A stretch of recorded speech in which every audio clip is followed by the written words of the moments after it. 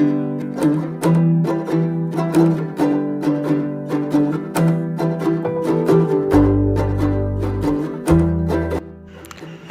அலைக்கும், welcome back to my channel 2M. இன்றைக்கி நம்ம பார்க்க போகிற ரெசிபி என்னென்னா பால்கோவா. பால்கோவா பிடிக்கலன்னு சொல்கிறவங்க யாராவது இருப்பாங்களா? இந்த சூப்பரான ஸ்வீட்டை செய்கிறதுக்கு 3 இன்க்ரீடியன்ட் தான் வேணும். வாங்க எப்படி செய்யலான்னு பார்க்கலாம். நான்ஸ்டிக் பேன் இல்லைன்னா ஒரு கனமான சட்டி எடுத்து வச்சுக்கோங்க. பசும்பால் 1 லிட்டர் அதில் சேர்த்துக்கோங்க. பசும்பால் இல்லை அப்படின்னா ஃபுல் க்ரீம் மில்க்கு நீங்கள் சேர்த்துக்கலாம். ஆனால் பாக்கெட் பாலோட பசும்பால் தான் ரொம்ப டேஸ்ட்டாக இருக்கும். எப்போதும் பால் காய்ச்சிற மாதிரி அதை காய்ச்சிடுங்க. ஹை ஃப்ளேமில் வச்சே பாலை நல்லா கொதிக்க விடுங்க. பால் நல்லா பொங்கி வரப்போ மட்டும் லோ ஃப்ளேமில் வச்சுக்கலாம். அதுக்கப்புறம் ஒரு கரண்டி போட்டு கிளறுங்க. சைடுலலாம் பாலாடை ஒட்டுச்சுன்னா அதை மட்டும் எடுத்து விட்டுக்கோங்க.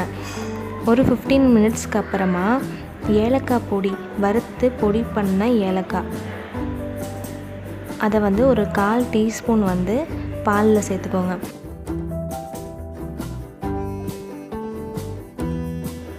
ஒரு லிட்டர் பால் நல்லா சுண்டி ஒரு 1/2 லிட்டர் அளவுக்கு குறைஞ்சிருக்கும். அந்த பாலை பார்த்தாலே தெரியும், நல்லா க்ரீமியாக இருக்கும். அந்த ஸ்டேஜ் வரும்போது நீங்கள் சுகரை போட்டுடலாம். சுகர் என்ன அளவு அப்படின்னா 200லேருந்து ஒரு 220 கிராம் சுகர். இது 1 லிட்டர் பாலுக்கு 200 கிராம் சுகரு கரெக்டாக இருக்கும். இந்த சைடில் ஒட்டி இருக்கிறதெல்லாம் எடுத்து விட்டுட்டே இருங்க. இது நல்லா கிளறுங்க.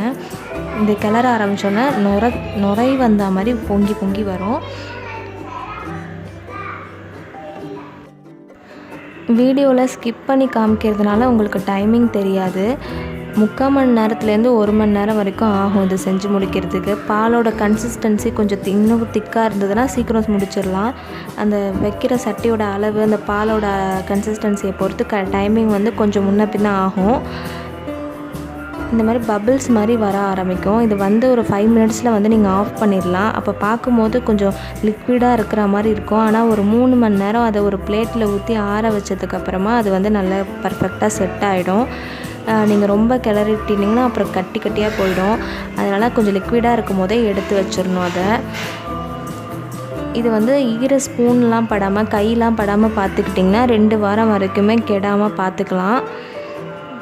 இந்த ரெசிபி எப்படி இருந்துச்சுன்னு நீங்கள் செஞ்சு பார்த்துட்டு எனக்கு கமெண்ட்ஸில் சொல்லுங்கள். தேங்க்யூ ஃபார் வாட்சிங் மை வீடியோ.